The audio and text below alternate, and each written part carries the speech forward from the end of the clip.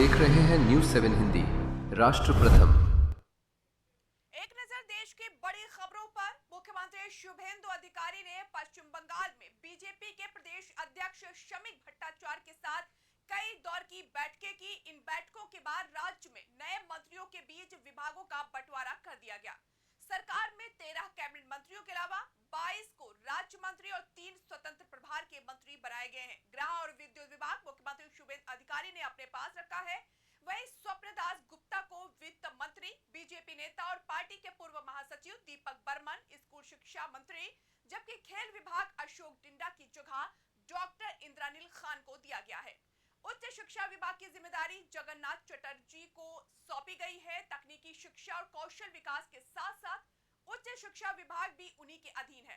शंकर घोष के पास पर्यटन विभाग का जिम्मा है। डॉक्टर शरद वत्स मुखर्जी को राज्य के नए स्वास्थ्य मंत्री के रूप में नामित करने का ऐलान किया। कुमार ग्राम विधायक मनोज कुमार ओराव को वन एवं पर्यावरण विभाग का जिम्मा मिला। वहीं गौरी शंकर घोष को पिछड़ा वर्ग विकास विभाग की जिम्मेदारी सौंपी गई। उनके पास जन शिक्षा विस्तार और मुख्यालय सेवा का भी विभाग है।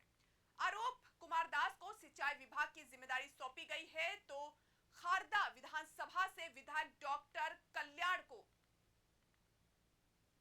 खाद्य विभाग सौंपा गया है।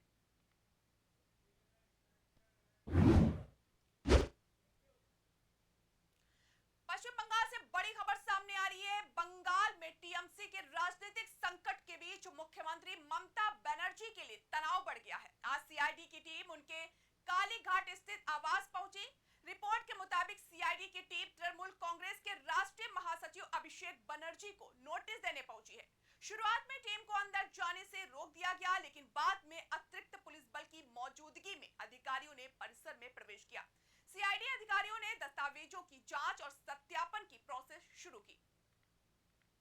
इसी मामले में सीआईडी की एक अन्य टीम ने अभिषेक बनर्जी के कैमिक स्ट्रीट स्थित कार्यालय का भी दौरा किया। दरअसल पार्टी के कुछ बागी विधायकों ने स्पीकर को शिकायत भेजी थी। उनका आरोप है कि शोभन देव चट्टोपाध्याय को नेता विपक्ष बनाने के प्रस्ताव पर अभिषेक बनर्जी को लेटर हेड का इस्तेमाल किया और उन पर फर्जी साइन किए गए। विधायकों ने अभिषेक पर ही फर्जी दस्तखत कराने का आरोप लगाया है।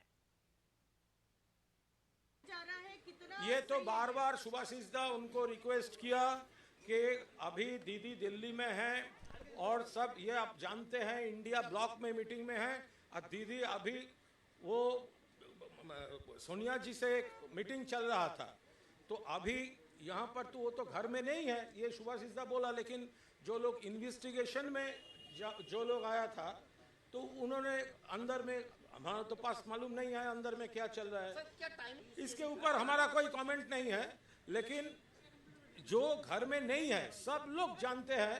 आज दीदी का मीटिंग कॉल था इंडिया ब्लॉक पर, वो दिल्ली टूर में है इस वक्त। इस टाइम में दीदी का घर ऐसे एक former chief minister Mamata Banerjee उसके घर के अंदर ऐसे सीआईडी, तो ये तो अनफॉर्चुनेट है। ये तो बार बार सुभाषिस दा उनको रिक्वेस्ट। सीबीआई ने 5,000 करोड़ के नकली दवा के मामले में भ्रष्टाचार के एक बड़े नेटवर्क का खुलासा किया है।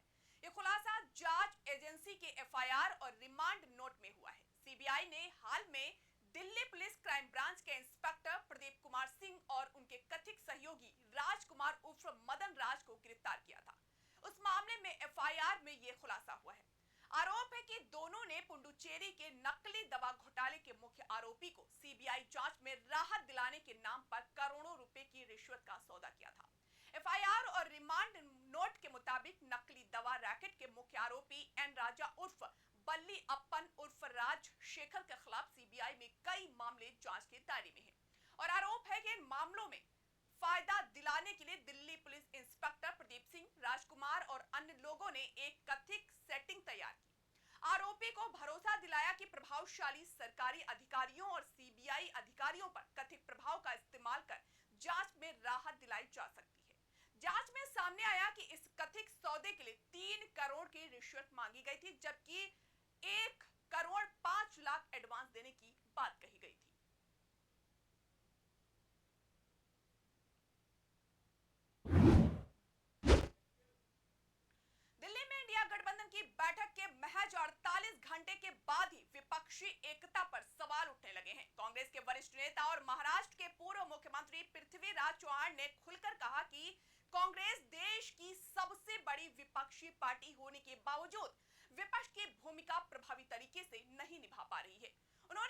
माना कि इंडिया गठबंधन को और बेहतर ढंग से संभाला जाना चाहिए था, लेकिन कई कमियां रह गईं।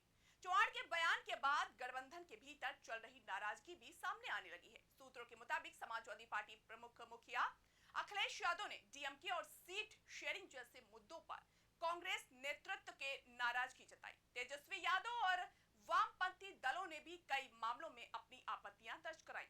सहयोगी दलों का मानना है कि गठबंधन के भीतर भरोसे और तालमेल की कमी दिखाई दे रही है। हालांकि कांग्रेस ने इन आरोपों को खारिज किया है। कांग्रेस नेता अजय वर्मा का कहना है कि पार्टी में आंतरिक लोकतंत्र है और नेता खुलकर अपनी राय रख सकते हैं। उन्होंने दावा किया कि कांग्रेस सहयोगी दलों के साथ लगातार संवाद कर रही है, लेकिन सवाल अब भी बना हुआ है कि अगर सब कुछ ठीक है तो सहयोगी दल और पार्टी के वरिष्ठ नेता बार-बार नेतृत्व और गठबंधन प्रबंधन पर सवाल क्यों उठा रहे हैं। देखिए, जो महाराष्ट्र पैटर्न हुआ था सरकार बनाने में, वही पैटर्न टीएमसी के साथ कलकत्ता में हो रहा है। अब 20 सांसदों ने एकदम एनडीए का पाला पकड़ लिया। अब महाराष्ट्र में पता नहीं क्या होगा, वहाँ भी समझ नहीं आ रहा आपको क्या हो रहा है। देखिए, जो महाराष्ट्र पैटर्न हुआ था सरकार बनाने में, वही पैटर्न टीएमसी के साथ कलकत्ता में हो रहा है। अब 20 सांसदों ने एकदम एनडीए का पाला पकड़ लिया। अब महाराष्ट्र में पता नहीं क्या होगा, वहाँ भी समझ नहीं आ रहा आपको क्या हो रहा है।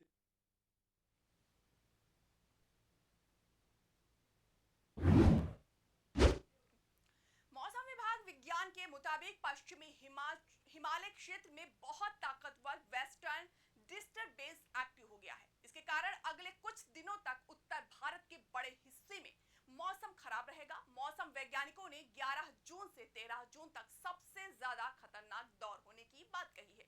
इस दौरान दिल्ली, पंजाब, हरियाणा, राजस्थान और उत्तर प्रदेश में भयंकर थंडर स्टॉर्म आएगा। तेज हवाओं की रफ्तार 50 से 80 किलोमीटर प्रति घंटा तक पहुंच सकती है। पहाड़ी राज्यों में भारी बारिश के साथ ओलावृष्टि की पूरी संभावना है। इसके साथ ही कई चक्रवाती परिसंचरण और पंजाब से पश्चिम बंगाल तक एक ट्रफ लाइन बनी हुई है। यह पूरा सिस्टम 16 जून तक एक्टिव रहेगा। मौसम वैज्ञानिकों के मुताबिक उत्तर भारत में इस बदलाव का मुख्य कारण एक मजबूत वेस्टर्न डिस्टर्बेंस है।